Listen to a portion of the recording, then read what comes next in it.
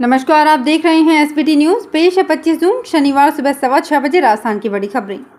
प्रशासन शहरों के संग अभियान गति नहीं पकड़ पा रहा है। मुख्यमंत्री अशोक गहलोत ने अब वार्ड वार प्रशासन शहरों के संग अभियान शुरू करने के निर्देश दिए हैं। इन शिविरों में मौके पर ही सभी तरह की प्राथमिक प्रक्रिया पूरी करते हुए पट्टे बांटे जाएंगे। वहीं अभियान में अब सांसदों, विधायकों और पार्षदों की भागीदारी बढ़ाई जाएगी। इसके लिए मुख्यमंत्री ने कहा कि शिविरों में सांसदों, विधायकों की भागीदारी बढ़ाने के लिए उन्हें शिविरों की सूचना उपलब्ध कराई जाए। साथ ही अभियान शुरू करने से पूर्व नगर निकायों के पार्षदों के लिए कार्यशालाएं आयोजित कराने के निर्देश दिए। राजस्थान प्रशासनिक सेवा के 5 अधिकारी आईएएस में पदोन्नत होंगे। वहीं 2 आरपीएस अधिकारी भारतीय पुलिस सेवा में पदोन्नत होंगे। आरएएस से आईएएस को लेकर दिल्ली यूपीएससी में बोर्ड बैठक आयोजित हुई। इसमें मुख्य सचिव उषा शर्मा, आईएएस रविशंकर श्रीवास्तव और हेमंत गेरा के अलावा यूपीएससी डीओपीटी के अधिकारी मौजूद रहे। वहीं आरपीएस से आईपीएस में प्रमोशन को लेकर यूपीएससी में बोर्ड बैठक आयोजित हुई। उसमें एसीएस होम अभय कुमार और डीजीपी एमएल लाठर के अलावा यूपीएससी डीओपीटी के अधिकारी मौजूद रहे। इस दौरान बैठक में 15 आरएएस अधिकारियों के नामों पर चर्चा की गई। वहीं 6 आरपीएस अधिकारियों के नामों पर भी चर्चा हुई। मुख्यमंत्री की घोषणा के मुताबिक जल्द ही सरकारी स्कूलों में क्लास 1 से 8 तक के बच्चों को दूध मिलेगा। इसके लिए सरकार ने तैयारियां शुरू कर दी है। इस घोषणा के मूर्त रूप लेने पर जिले में भी 1,26,000 स्कूली बच्चों को सप्ताह में 2 दिन दूध मिलेगा। मुख्यमंत्री अशोक गहलोत ने घोषणा की है कि सरकारी प्राइमरी स्कूलों के बच्चों को फिर से दूध पिलाया जाएगा। इसके लिए मुख्यमंत्री बाल गोपाल योजना शुरू की थी। सरकार ने शुक्रवार को गाइडलाइन भी जारी कर दी है। माउंट एवरेस्ट पर तिरंगा फहराने और 11 देशों में 4,25,000 किलोमीटर पैदल यात्रा करने वाले पर्वतारोहियों का दल कल जयपुर पहुंचा। दल ने संभागीय आयुक्त विकास सीताराम जी भाले एवं जिला कलेक्टर राजन विशाल से मुलाकात कर पर्यावरण एवं सामाजिक सुधार के संदेशों को लेकर चर्चा की। कोटा मंडल के 3 स्टेशनों पर नॉन इंटरलॉकिंग कार्य के कारण ट्रेनें प्रभावित रहेंगी। रेल मंडल के छबड़ा, गुगोर और भुलोन स्टेशन पर 28, 29 और 30 जून को नॉन इंटरलॉकिंग कार्य और इसी दौरान मोतीपुरा चौकी स्टेशन पर कार्य किया जाएगा। इसके कारण ट्रेन कोटा इटावा तथा इटावा कोटा ट्रेन 28 और 29 जून को रद्द रहेगी।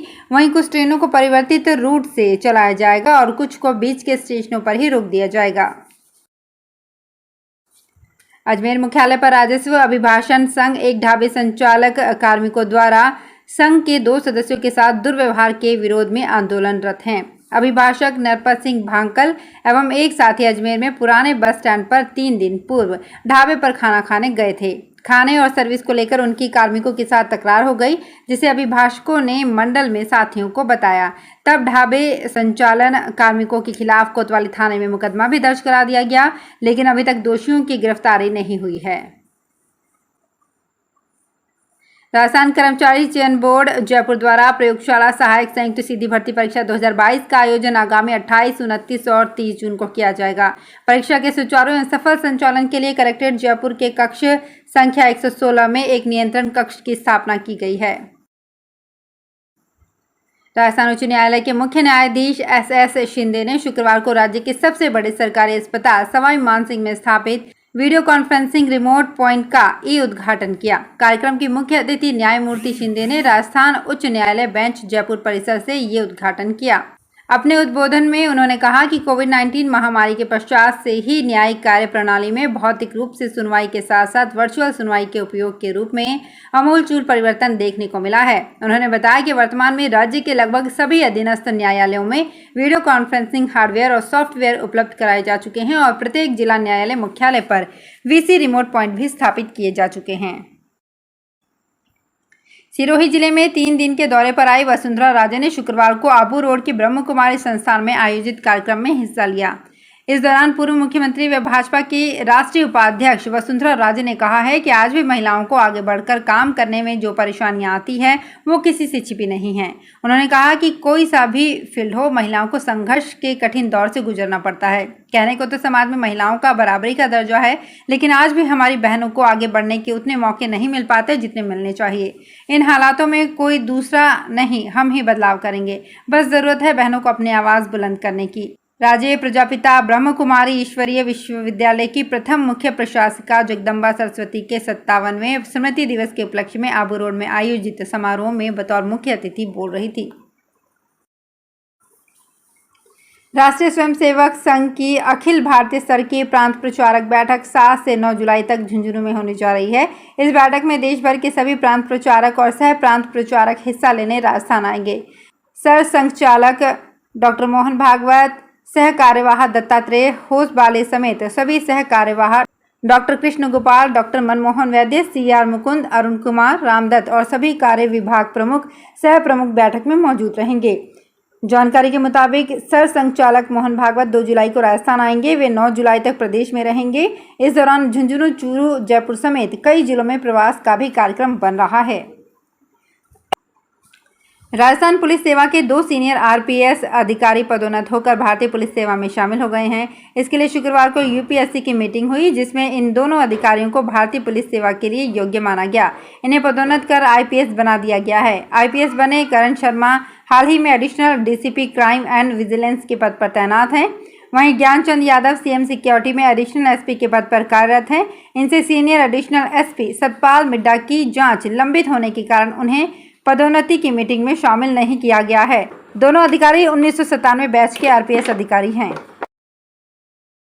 राजस्थान आजादी के अमृत महोत्सव कार्यक्रम के तहत सर्वाधिक कार्यक्रम आयोजित कर पिछले 3 महीनों से लगातार देश में पहले स्थान पर बना हुआ है। केंद्रीय सड़क एवं परिवहन मंत्री नितिन गडकरी राजस्थान में अजमेर संसदीय क्षेत्र की राष्ट्रीय राजमार्ग संख्या 8 पर 10 स्थानों पर फ्लाईओवर कार्यों का शिलान्यास करेंगे। अजमेर सांसद भागीरथ चौधरी ने बताया कि श्री गडकरी 27 जून को दिल्ली से वर्चुअल माध्यम से 300 करोड़ रुपयों के निर्माण कार्यों का शिलान्यास कर अजमेर संसदीय क्षेत्र को सौगात देंगे। बाड़मेर जिले में सबसे ज्यादा उपज देने वाली बाजरे की फसल का खाने के साथ साथ आमदनी प्राप्त करने में उपयोग किया जा सकता है। बाड़मेर का बाजरा किसानों को डबल आमदनी देने का जरिया बन चुका है। कृषि वैज्ञानिकों द्वारा बाजरे से अब अलग अलग प्रोडक्ट तैयार कर मार्केट में बेचने की तैयारी की जा रही है, जो सबसे पौष्टिक लाभदायक है। बाड़मेर के गुड़ामलानी कृषि केंद्र में बाजरे से अलग अलग प्रकार के प्रोडक्ट बनाए जाते हैं, जिसमें बाजरा की खिचड़ी, बाजरे का भात, बाजरे की तिल की टिक्की, बाजरे का थेपला, बाजरे के लड्डू, बाजरे के आटे का हलवा, बाजरे का चूरमा, बाजरे की मठरी, बाजरे का छाछ पराठा, बाजरे का ढोकला, बिस्किट, चॉकलेट केक और मफिन्स, और बाजरे का चीला, बाजरे का खाकरा, बाजरे की चकली, बाजरे के आटे की बर्फी, बाजरे की सेव यानी कि नमकीन, बाजरे की ब्रेड, जो अलग अलग वैज्ञानिकों द्वारा कृषि केंद्र में तैयार की जाती है। भ्रष्टाचार के आरोपों में आए दिन घिरे रहने वाले जयपुर नगर निगम में हुई नई कारगुजारी सामने आई है। शहर विकास और आमजन के काम से जुड़ी करीब 250 सरकारी फाइलें निगम के कार्यालय से ही गायब होने का खुलासा हुआ है। बीते दिनों में जब नए आयुक्त महेंद्र सोनी ने फाइलें मंगाई तो आए दिन कार्मिकों का जवाब आया कि फाइल नहीं मिल रही है। ये शगल ज्यादा बढ़ गया तो मुख्यालय में फाइलों की खोज शुरू हो गई। पता चला कि 2-4 नहीं बल्कि पूरी 250 से ज्यादा फाइलें गुमशुदा है। पहले निगम कर्मचारी फाइलों के गायब होने के पीछे 2 नगर निगमों के बीच शिफ्टिंग में दस्तावेज गायब होने का तर्क दे रहे थे, लेकिन आयुक्त ने जब सख्ती दिखाई तो संदेह और गहरा गया। आयुक्त ने हर संबंधित कर्मचारी को व्यक्तिगत बुलाकर पूछताछ की तो कई माह से खोई हुई दर्जन भर फाइलें 15 दिनों के भीतर अचानक से ही प्रकट भी हो गई। तो फिलहाल इस बुलेटिन में इतना ही, फिर हाजिर होंगे कुछ और बड़ी खबरों के साथ। अगर आप भी अपने आसपास की छोटी बड़ी और महत्वपूर्ण खबरों से अपडेट रहना चाहते हैं तो सब्सक्राइब कीजिए हमारे चैनल SPT न्यूज को और प्रेस कीजिए बेल आइकन पर।